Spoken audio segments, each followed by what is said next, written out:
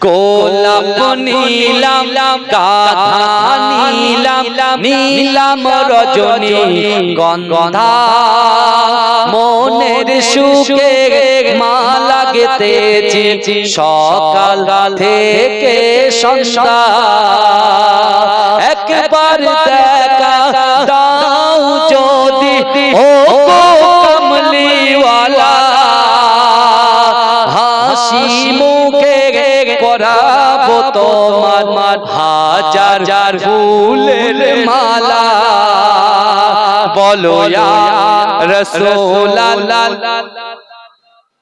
আরো জোরে এতগুলো মানুষ বসে আছে ফের একবার শুরু করেন খুব সুন্দর বলা হ্যাঁ মাশাআল্লাহ পড়েন গোলাপ নীলাম গাধা নীলাম নীলাম রজনী গন্ধা মনের সুখে মালা গেথেছি সকাল থেকে সন্ধ্যা একবার দেখা দাও যদি ও কমলিওয়ালা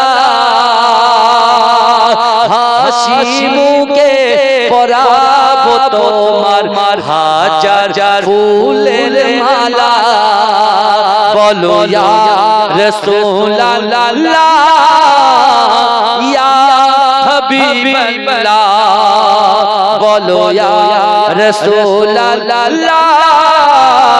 ইয়া হাবিবাল্লাহ সাদা ফুলকে হোসন করি রঙটি কোথায় পেলে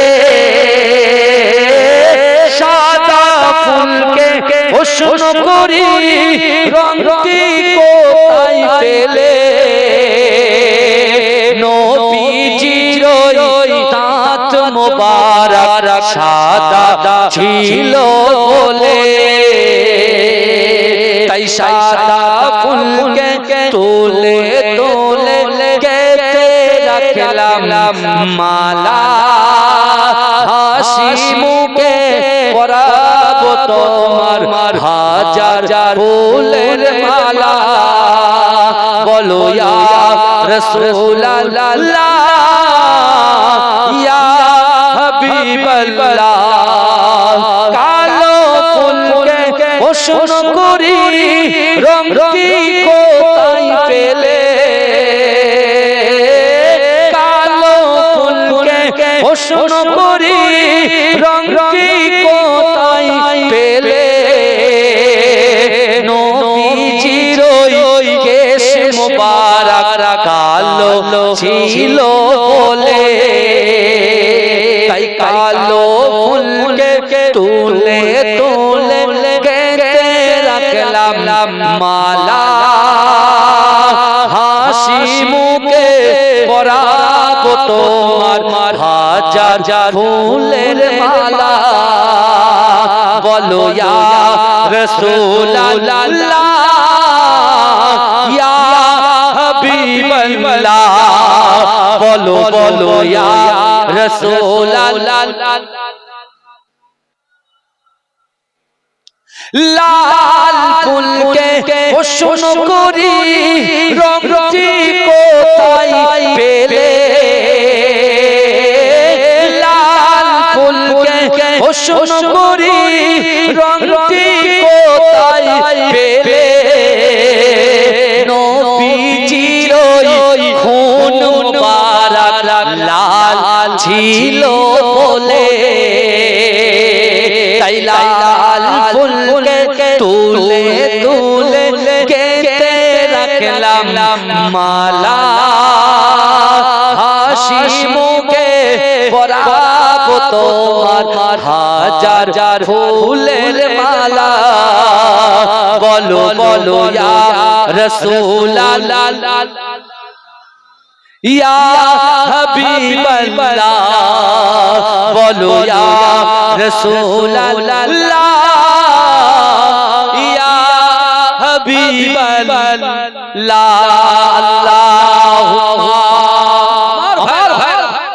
আমার বাবাজিরা আল্লাহ পাক রব্বুল আলামিন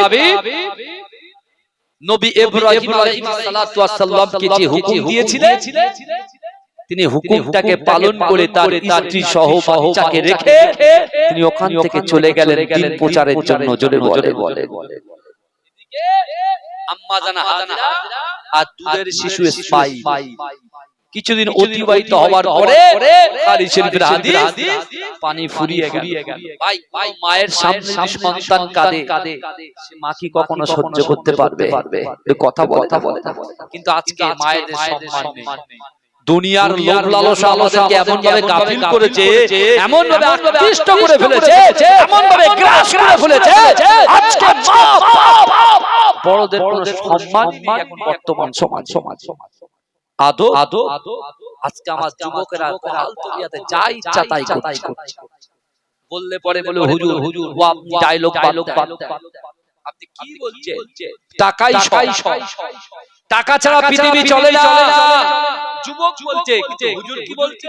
এ যুবক তোমার কথা ঠিক, আমি তোমার কথাকে অ্যাকসেপ্ট করলাম, মান্যতা অবশ্যই। টাকা ছাড়া কিছু চলতে পারে না। টাকা যদি না থাকে সংসার চলবে কি করে? সন্তান পড়বে কি করে? নিট পড়বে, ইঞ্জিনিয়ারিং পড়বে, ডক্টর হবে, ব্যারিস্টার হবে, পাইলট হবে, তার জন্য টাকা খরচ করতে হবে তো। আর টাকা যদি না থাকে স্ত্রীর চুড়ি মাকড়ি বুঝতে পারছেন না, জামা কাপড় যদি না কিনে ও কিচ্ছু ভালোবাসা টিকবে না, জানলা গলে পালাবে। বুঝতে পারছেন? অনেকে বলে বাবাজি মাল্লা আমার যুবকদের কথাকে আমি অ্যাকসেপ্ট করলাম, কিন্তু বুখারী শরীফের সারার মধ্যে কি এসেছে জানেন? আমার আপনার কাছে, আমার পকেটে, আপনার ব্যাংক ব্যালেন্স যা কিছু আছে, যা অর্থ সম্পদ বইরা যত মুসলমান আছে গচ্ছিত সম্পদ, তাদের কাছে টাকা অর্থ সম্পদ হচ্ছে পানির মতো। কিসের মতো বলেন কিসের মতো? আমাদের কাছে যা সম্পদ আছে, যা পকেটে আছে, ব্যাংক ব্যালেন্স আছে, আলমারি থাকে সাজানো আছে, হচ্ছে পানির মতো। কিসের মতো বলে? পানির। আর আমরা হচ্ছে নৌকার। কিসের মতো? নৌকার মতো। এই বলে নৌকা চলতে পারে? আমাদের তো ভেড়ি আছে, খড়িবাড়ি, হ্যাঁ এদিকে এলাকায় তো আমিনপুর, বুঝতে পারছেন না, ভেড়িয়ার আমরা খুব ভালো জানি যে পানি ছাড়া নৌকা চলতে পারে না। যুবক তোমার কথা আমার কথা সেম, টাকা ছাড়া কিছু হয় না। কিন্তু বাবা সামনে পানি, পিছনে পানি, ডান দিকে পানি, বামে পানি, নৌকা কিন্তু দুর্বার গতিতে এগোবে। কথা ঠিক না? কিন্তু আপনি বলেন তো যুবক, এখন পানির উপরে নৌকা যদি ছিদ্র হয়ে যায়, পানি কি করবে? কথা বলেন, নৌকাটাকে ডুবিয়ে দেবে। আজকে যে সম্পদ করে পাগল, এই সম্পদের ছোঁয়া নিতে, সম্পদকে ছুঁইতে গিয়ে, চেয়ারকে ছুঁইতে গিয়ে ইসলাম থেকে দূরে সরে গেছি, কোরআন থেকে দূরে সরে গেছি, হাদিস থেকে দূরে সরে গেছি, ইসলামিয়াত থেকে দূরে সরে গেছি, আল্লাহর ওলিদের মহব্বত থেকে দূরে সরে গেছি, আলেম সমাজের মহব্বত থেকে দূরে সরে গেছি। আমাদের চোখের সামনে শুধু এখন অর্থ সম্পদ, ইজ্জত, সম্মান কিন্তু যুবক বিশ্বাস করেন, আল্লাহ বলছে বান্দা তোমরা যদি সত্যিকারের সম্মান পেতে চাও, সত্যিকারের ব্যবসায় বরকত পেতে চাও, তোমার সংসারের মেধা শক্তিকে বৃদ্ধি করতে চাও, আল্লাহর রাসূলকে বার্তা দিয়ে বলছে হাবিব আমি আল্লাহ জানিয়ে দিলাম, ইয়া আইয়ুহাল্লাযীনা আমানু তাকুল্লাহ ওয়া কুনু মা'আস সাদিকিন। আল্লাহ কোরআন বলছে বান্দা ইয়া আইয়ুহাল্লাযীনা আমানু, হে আমার বিশ্বাসী ঈমানদার বান্দারা, ওয়াত্তাকুল্লাহ আমি আল্লাহ, আমাকে ভয় করো। জোরে বলে আল্লাহকে যে ভয় করবে, আল্লাহর যে মান্যতা দেবে, সে সফলতা অর্জন করবে। আল্লাহ ভয় কিসের মাধ্যমে? আল্লাহ আবার বলছেন কুল ইন কুনতুম তুহিব্বুনাল্লাহ ফাত্তাবিউনি ইউহিব্বুকুমুল্লাহ। আল্লাহ বলছে হাবিব আমার বান্দা বান্দিকে জানিয়ে দাও, নারী পুরুষকে জানিয়ে দাও, আমি আল্লাহ আমার ইত্তিবা করতে চাই, আমাকে মুহাব্বত করতে চাই, আমাকে ভালোবাসতে চাই, আমাকে প্যার করতে চাই, আমি আল্লাহ আমার ভালোবাসার আগে আপনাকে যেন মুহাব্বত করে, আপনি তাকে বিশ্বনবী মুস্তাফা, জোরে বলুন না সুবহানাল্লাহ। এজোরে বলা যাবে না, এজোরে বলা যাবে না। আরে আপনি যদি রাসূলুল্লাহকে মুহাব্বত করতে পারে, আপনি যদি আল্লাহকে ভয় করতে পারে, এ যুবক রাসূলুল্লাহর মুহাব্বতের পাগল যারা হয়ে যায়, তারা যদি জবান থেকে একটা ভুলও বলে ফেলে, আল্লাহ সেটা সত্যই পরিণত করে দেয়। এ বোঝা যাচ্ছে কি বললাম? ভালো করে বোঝেন। আল্লাহর মুহাব্বত, রাসূলুল্লাহর সংস্পর্শে, রাসূলুল্লাহকে লা ইউমিনু আহাদুকুম হাত্তা আকুনা আহাব্বা ইলাইহি মিন ওয়ালিদিহি ওয়া ওয়ালাদিহি ওয়ান নাস আজমাইন। রাসূল বলছে তোমরা ততক্ষণ পর্যন্ত পূর্ণ ঈমানদার হতে পারবে না যতক্ষণ তোমাদের পিতামাতা, তোমাদের সন্তান সন্ততি, তোমাদের আত্মীয় পরিজন, তোমাদের পাড়াবাসী গ্রামবাসীরা তাকে তোমার জীবনে থেকে বেশি আমি রাসূলকে মুহাব্বত করতে হবে, তাহলে তোমরা হবে ঈমানদার। জোরে বলুন সুবহানাল্লাহ। জোরে বলা যাবে না।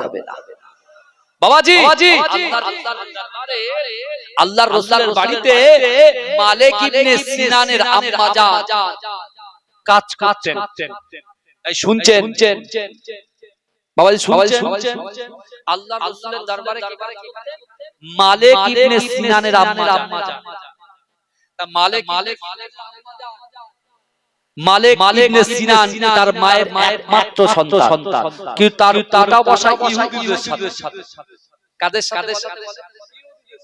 তার চলাফেরা খারাপ, লাল পানি নীল পানি কিচ্ছু বাদ দেয় না, সব চলে। তার মা রাসূলুল্লাহর বাড়ির খাদেমা।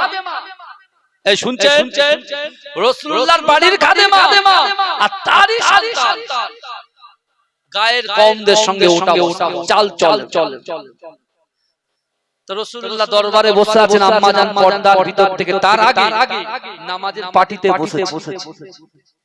নামাজের পাটিতে বসে আল্লাহকে বলছে, আল্লাহ কিছুক্ষণ পর মুহাম্মদ মুস্তাফা সাল্লাল্লাহু আলাইহি ওয়াসাল্লামের দরবারে যাব।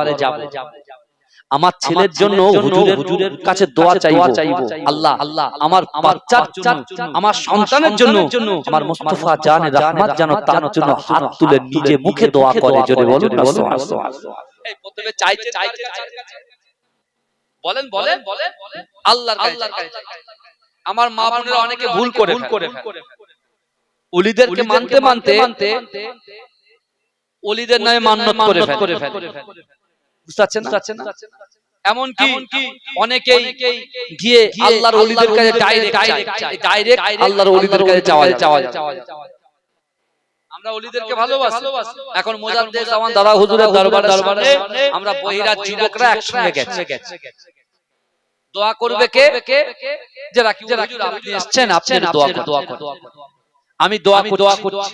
আমি দোয়াটা এইভাবে করব, আল্লাহ আমার মুজাদ্দিদ জামান দাদা হুজুর পীর কেবলার ওসিলায়, তার 5 আওলাদের ওসিলায় আল্লাহ আপনি আমার দোয়াটাকে কবুল করে নেন। বুঝতে পারছেন না? আমি যদি গিয়ে মুজাদ্দিদ জামান আপনি আমাকে ক্ষমা করে দেন, হবে? কি হয়ে যাবে? আল্লাহর সঙ্গে শিরক করা হবে। ভাইজান শরিয়ত থেকে বুঝু। আমি বলছি আমরা অনেক সময় অনেক জায়গায় দিয়েছি। এবার একটু নামাজের পাঠিতে দেন, একটু মসজিদে দেন, একটু কোরআন শরীফে দেন, একটু পিতামাতার কাছে কিচ্ছু করতে না, বসে থেকে শুধু বাপ মার দিকে তাকিয়ে দেখবেন আল্লাহ আপনার জীবনটাকে পরিবর্তন করে দেবে। জোরে বল। দরুদ শরীফ আল্লাহুম্মা সাল্লি আলা।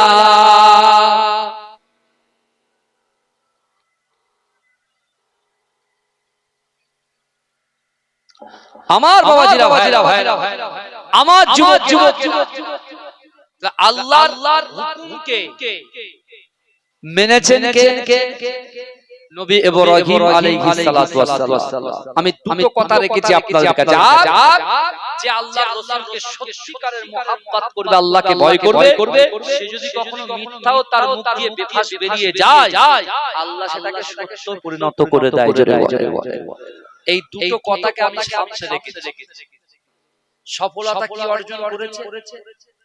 যখন ইসমাঈল আলাইহিস সালাতু ওয়াস সালাম পানি পিপাসিত অবস্থায় পড়ে গেছে, আম্মা জানের কাছে পানি শেষ। এই শুনছে যখন তার সন্তান কাতরাচ্ছে আম্মা জান সহ্য করতে পারে? কোন ছেলের কষ্ট, সন্তানের কষ্ট কোন মা সহ্য করতে পারবে? কথা বলে মায়ের কথা বাপের কথা এসেছে মানে এই কোরআনে আয়াত তো বলতেই হয়। আল্লাহর কোরআন বলছে বান্দা ফালা তাকুল্লাহুমা উফফি ওয়ালা তানহারহুমা ওয়া কুল্লাহুমা কাওলান কারীমা। আল্লাহর কোরআন বলছে বান্দা তোমাদের আচার আচরণে, তোমাদের ব্যবহারে তোমাদের পিতা মাতা যেন উফ শব্দ না করে। তার মানে আমাদের ব্যবহারটা ঠিকঠাক করে তাদের সঙ্গে রাখা উচিত বলে আল্লাহর কোরআন আমাদেরকে তাগিদ দিয়েছে। আর কোরআনকে যদি না মানো অপদস্থ তোমার হতেই লাঞ্ছিত হতেই উৎপীড়ন হতেই শরিয়াত যে মানবে না, নামাজ কোরআন থেকে দূরে শরিয়াত থেকে তো তখন কিন্তু মানুষের কাছে আপনার লজ্জিত হতেই হবে, কিচ্ছু করার থাকবে না। বুঝতে পারছেন?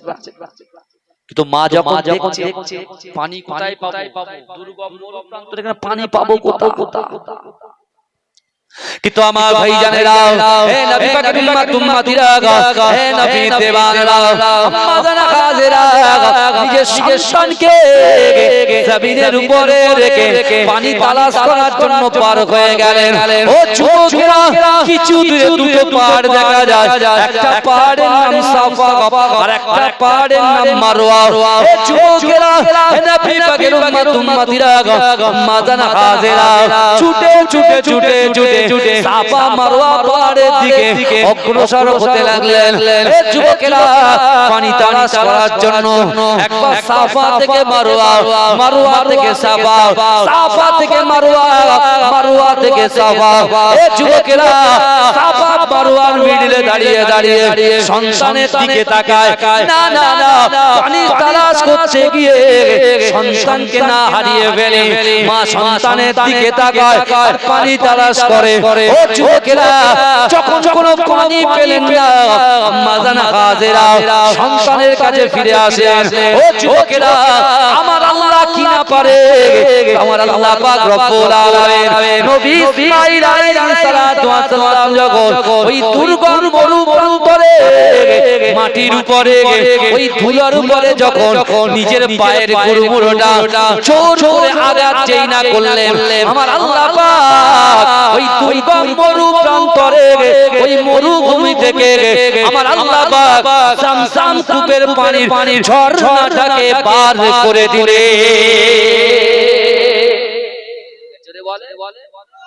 জোরে বলবেন না সুবহানাল্লাহ? নারে দেখবে বহিরা গ্রামবাসী বিন্দু বলুন জিন্দাবাদ, বহিরা যুবক বিন্দু বলুন জিন্দাবাদ, বহিরার মুরব্বি বিন্দু বলুন জিন্দাবাদ, বহিরার মা বোনেরা বলুন জিন্দাবাদ, ওলামায়ে হযরতগণ বলুন জিন্দাবাদ। নারে দেখবে মাসলাকে মুজাদ্দিদ জামান বলুন জিন্দাবাদ। কি বুঝলে কিভাবে সফলতা নবী ইব্রাহিম আলাইহিস সালাতু ওয়াস সালাম যদি বলতে আল্লাহ আপনি এখন বলেন বাচ্চাটা বড় হোক তারপরে যাব, আর যদি আম্মা জান হাজেরা বলতেন যে আমি থাকবো না আপনার সাথে যাব, তাহলে এই জমজমের পানিটা ফোয়ারাটা উঠতো। এই কথা বলে সেই জমজমের পানি বহিরা গ্রামের প্রত্যেকটা ঘরে একটু না একটু আপনি পাবেন। হাজী সাহেবরা যখন হজ থেকে বাড়ি আসে তখন আমরা তাদের বাড়িতে যাই, জায়গা করি সাক্ষাৎ। বাবাজি একটা কথা স্পষ্ট শুনে নেন, সারা বিশ্ব থেকে প্রত্যেকটা রাজ্য থেকে আল্লাহ পাক প্রত্যেক বছরে একটা করে ফ্যামিলি থেকে একজন হাজী সাহেবকে নির্বাচন করে আল্লাহ আরাফাতের ময়দানে নিয়ে যান। এখান থেকে ৪৫০০ কিলোমিটার দূরে আল্লাহ নিয়ে যান আরাফাতের ময়দানে। আল্লাহ কেন নিয়ে যান জানেন? আল্লাহ ওই বান্দা এবং বান্দিকে ক্ষমা করে দেবে বলে নিয়ে যান। আর আজকে বহিরার মাটি পবিত্র মাটি এই জান্নাতের বাগানে আমাদের মতো গোলাকার খাতাকার সিয়াকার আজকে আল্লাহ আমাদেরকে নির্বাচন করে এই জান্নাতের বাগানে বসিয়ে দিয়েছে। তার মানে হলো এটাই আল্লাহ আমাদেরকে ভালোবাসে, আল্লাহ আমাদেরকে ক্ষমা করতে চায়। জোরে বলেন না সুবহানাল্লাহ। রাতের অন্ধকারে দিনের আলোতে প্রকাশ্যে অপ্রকাশ্যে জাহিরিতে বাতিনিতে আমরা যতই গুনাহ করি না কেন আল্লাহর কোরআন বলছে ইয়া আইয়ুহাল্লাযীনা আমানু তুবু ইলাল্লাহি তাওবাতান নাসুহা। এ কইরা যুবকেরা, এ কইরা মা বোনেরা, আমার ভাইরা ভালো করে বোঝার চেষ্টা করো।